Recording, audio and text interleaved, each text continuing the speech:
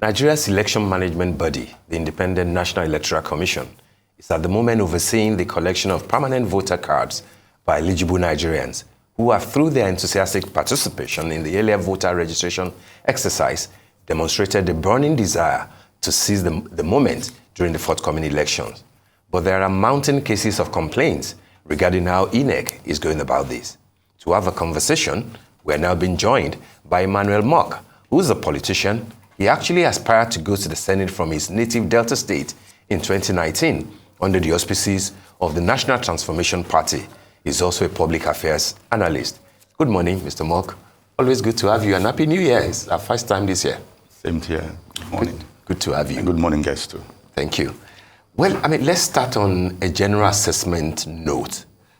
It's barely 7 weeks to the elections, and INEC still appears to be struggling to get its act together.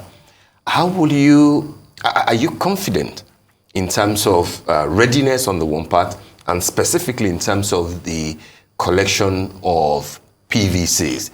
Is it something that is reassuring, or are there specific areas where you think that INEC will need to do a lot more?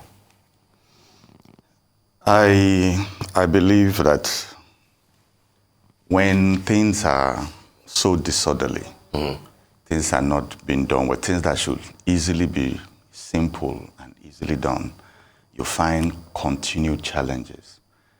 I am of the view that usually when you see things like that happening, then those situations are deliberate. If you want a situation, INEC keeps saying no beavers, no voting.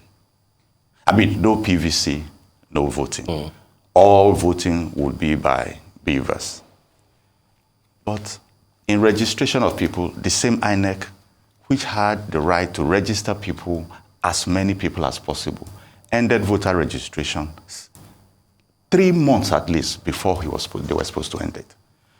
INEC is supposed to distribute voter. INEC every day keeps saying that millions of voter cards are the INEC offices to go and collect. Waiting for collection. But the fact is that people are going to collect their cards and not getting their cards.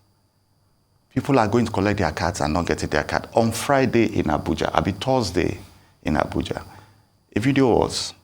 I came across a video online where people had been at the INEC office since, in fact, one of the people that said was there by 7 a.m. INEC said it would start by 9 a.m. to distribute till 3 p.m.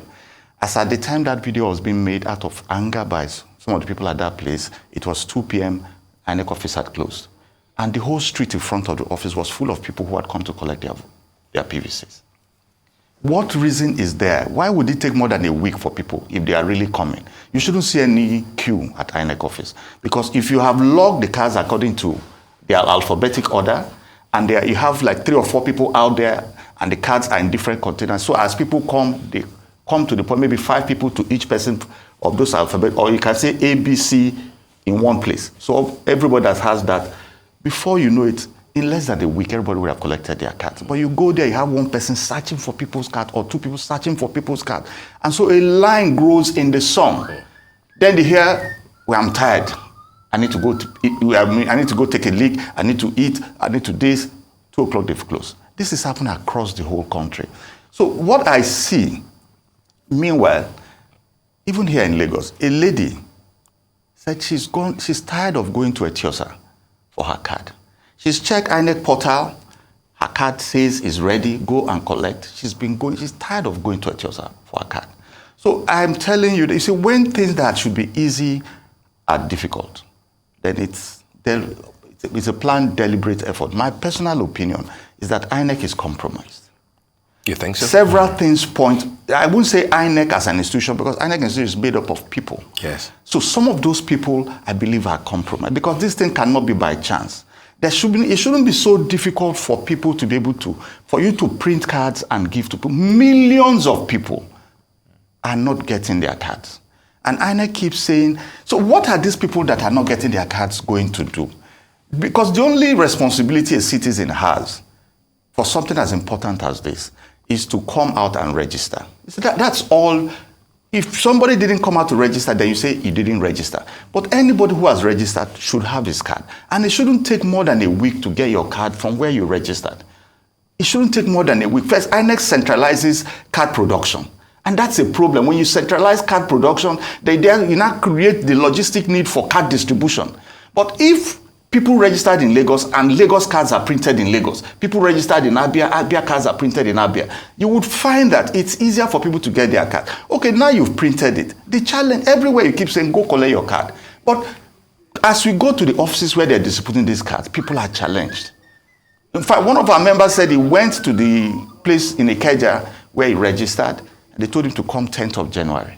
This was cards that INEC had said, and he registered not this present registration, 2015 or so.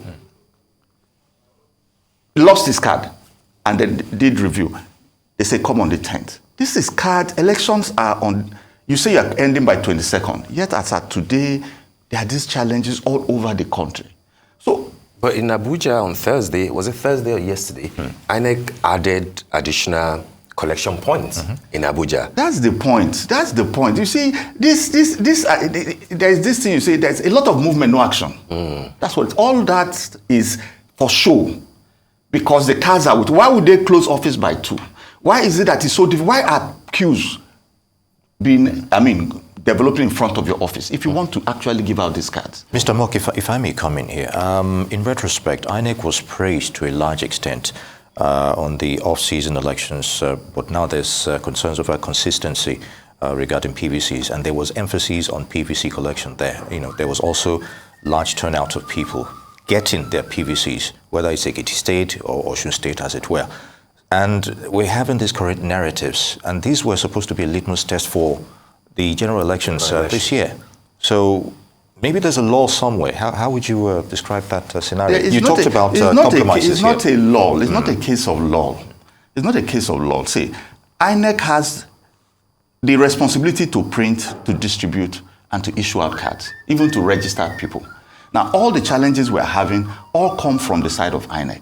We've even seen videos of cards that were buried underground, which therefore means in INEC's logistic chain for distribution, there are people who are compromised. In that logistic chain, there are people who keep the cards and not bring them out. Even on your report, you hear of INEC people who are asking for inducement to give people their cards. You do understand? So you see, as long as what is supposed to be done is not being done, something is wrong. The question now is, how can this... See, now, another thing you need to look at, why would it happen? Is there any benefit from it? And to who? To who will that benefit? Correct. Now, in these elections, you have the incumbents. INEC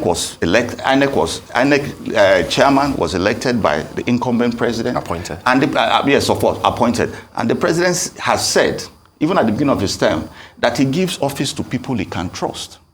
So which therefore means that the people in charge of INEC, especially the leader of INEC, the chairman of INEC, was appointed by the president and is somebody he can trust. But things are not working well. Cards are not, a lot of people are complaining.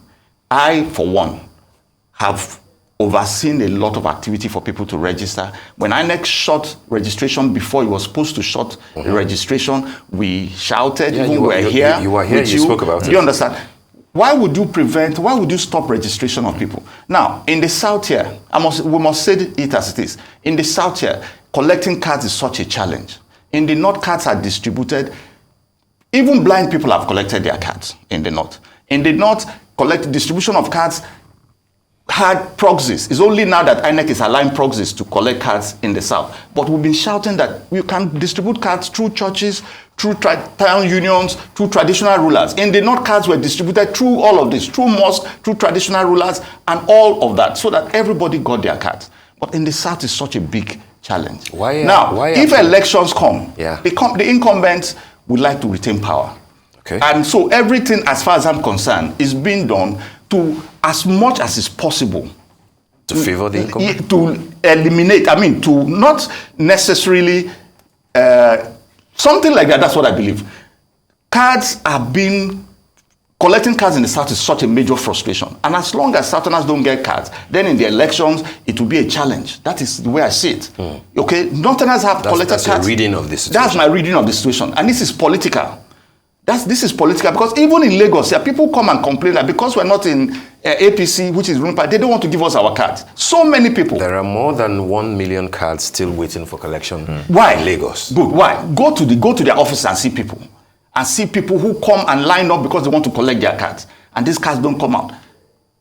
Some places they will even say they should pay money to collect their cards. Why are political parties not being enthusiastic in taking this up as you are? Yes, it is possible that you might be aligned to a political party, but I'm saying that political parties who may think that their chances might be affected. There's something by untoward this, might why be. are they not this vociferous?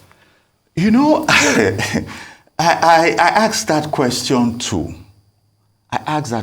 But I seem to feel that there has been an alignment of stuff, of sorts, and some people who, like I, have taken this question up with even the leadership of IPAC, the present leadership. And I don't see the enthusiasm, because I believe that this is a fight that IPAC should take up.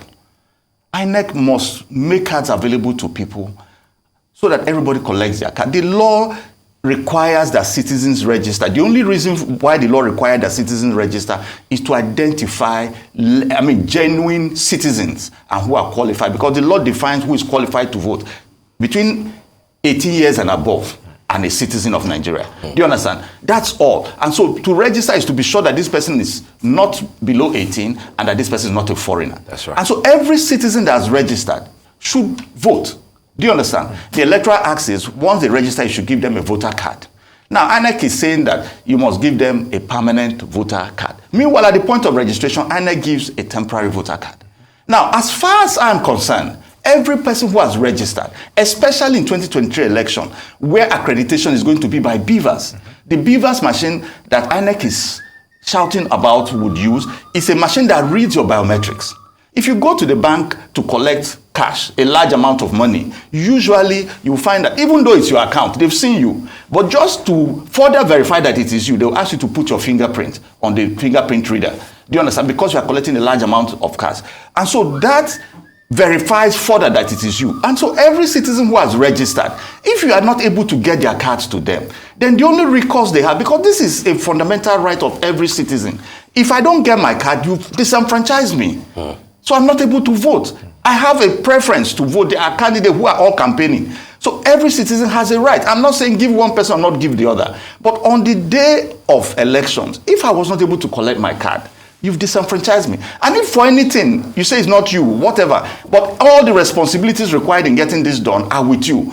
Do you understand? Yes. And then there are failures in the system, and so I'm not able to collect my card. You basically have disenfranchised me. And by that, you have rigged the election in favor of those who you are allowed to get their cards. Mr. Mock, if I may come in again, we talked about other factors as well. Now, we've seen attacks on INEC offices, specifically in the southeast, the burning of their offices and what have you. So what have you to say to scenarios like that? I know you said it's not INEC as a group. There could be some factors within the institution, as it were. But what do you have to say to forces also contributing to, and what impact is it having to major discussions that we're having now? The burning of INEC offices, that's a direct assault in itself. Yes, let me use this opportunity to say this. Security. You can't have credible elections without security. It's a major thing. On Wednesday this week, we gave a press conference on these elections and the challenges surrounding it. And the first thing we discussed was security. Nationally, Nigeria is in a state of war. The Nigerian army is fully deployed in the north, Borno, in Katsina, in Zamfara, in Kebbi, in Yobe. Do you understand? Actually with tanks and in a war with insurgents. Now, look at Niger State, look at Kebbi State, look at Kaduna State, Plateau State. Now it's come down to Enugu State, Ebonyi State. All these places are places where to live normally is not possible. In fact, the recent one in Enugu State, for about a month, People have left the town, the villages, about 27 or so villages, completely deserted. Now, elections are coming in about 7 weeks. Yes. How do you plan to hold an election in such places? Then, you now add to that the fact that there are armed gangs, criminals, organized criminals, who can go and burn up an INEC office. This is a major security asset. Burn up police stations. Do you understand? And it's ongoing. Now, in all of the conversations you are hearing, have you heard where a properly structured conversation is had around how to conduct this election? Good. You see, because of the Beavers electoral process, it is actually possible, in spite of the fact that INEC office has been burnt, as long as you can bring a Beavers machine and you can designate a safe polling unit. Because accreditation is by Beavers, yes, biometric identification. Yes, if you create a safe haven, which is what we propose at this press conference, because it's not just in the southeast, in the whole country, except a few places in the southwest now that seem a bit safe. The middle belt is not safe. The southeast is not safe. Some people will just get up and say, sit down on Monday. Somebody comes out, they burn his car, they kill him. Meanwhile, the southeast is full of the security people. So, first, we have called for a meeting of INEC, national leaders, the security forces. We need to discuss how do you plan to hold these elections. This is a serious matter. In Kaduna State, there are places you can't go to. In Jos, the same thing. Interestingly, the Kaduna State Governor, Amalame Nasir Rufai, has said that thankfully that the terrorists and the bandits are leaving Kaduna. The governor of Borno State also said, Borno is ready to hold elections. Are you reading politics into it, or you think that there's an improvement? I'm reading politics. Such a coincidence. I'm reading politics. You can say I'm reading politics into it. That's what it is. I'm reading politics into it. I mean, what kind of statement? That you are conversing with them, so you know when they are leaving the state, or you are somewhere watching them move, come and go. Look, we have the security challenge. You see, the truth of this matter is, we all are Nigerians, and our lives are at stake. And we think it's a joke. Our lives are at stake. Look at Lagos-Ibadan Expressway. See what is happening there.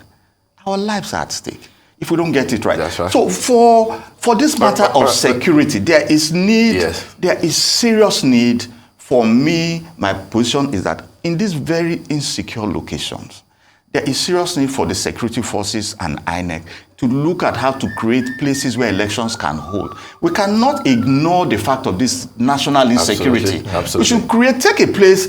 I get you, Mr. Mo, but for those who will vote, just quickly before we leave, for those who actually will vote, how much faith do you have in the Beavers? Given the fact that, in the last Osun elections, it showed that even with Beavers, there were cases of overvoting. Correct. Just Yes.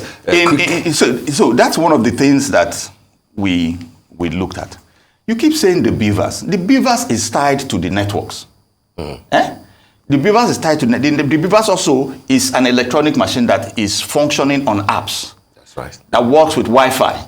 Yes. And the very fact of that is that just as your system is here, if I'm a very good IT person, I can hack into your system without touching it. As I'm here, I can be in the other room and I hack into it. In fact, into whole of CBN even can be hacked into from here. INEC can be hacked into. The Beavers can be hacked into. So the question is, what guarantee do we have if the network for any reason on the day of election fails in a place? That means people will come, they can't be accredited. INEC says just the Beavers or nothing. Meanwhile, every day you go to the bank, you want to an ATM, or let me not even talk of that, you pay money to Lagos State government or you pay money to the federal government where they use their centralized payment system. That's right. Do you understand? You come there to pay, they tell you, oh no, the system is down. Come tomorrow. Or you've paid money to, they say the receipt can't be printed because the system is down. Come for your receipt tomorrow. This is not fact. Absolutely. It therefore means that if you want to organize this election on the basis of this, you must also look at the possibilities of these things failing. Yes. What are those things you put in place? All right. Do you understand? But the most important one that I really want to put out here is this. On the day of election, we've advised INEC, distribute voter cards at polling units. Yes. INEC has said they don't have the logistics, they don't have the money for that. Good. On the day of election, you are going to be moving every sensitive material with staff and security to polling units. That's right. INEC is saying they are going to stop voter card distribution on the 22nd of January. Yes. Between 22nd of January and 25th of February is more than a month. So let every local government now divide all the uncollected PVCs in their local government to the polling units, because every voter card is logged to a polling unit. That's right. Where you can vote. You understand? Okay. So they should separate all cards to polling units, and on the day of election, those uncollected voter cards also should come with all the other security to the polling unit, so that those who did not collect their card that day can come, go somewhere. Those who have their cards will be the first to line up and start voting. But I'm sure between 8 and 12, you would have been able to collect a card if it is there. Very good. And those who don't get their cards, then those people should, thank God there's, I've read again, there's a case in court on this. Those people who don't get their cards, that they be allowed as citizens to be accredited using the temporary card or slip that on that positive note, on that positive suggestion, I'd like to thank you, Mr. Emmanuel Mock, politician and political analyst. Thank you very much for your thoughts on this discussion. Thank you very much.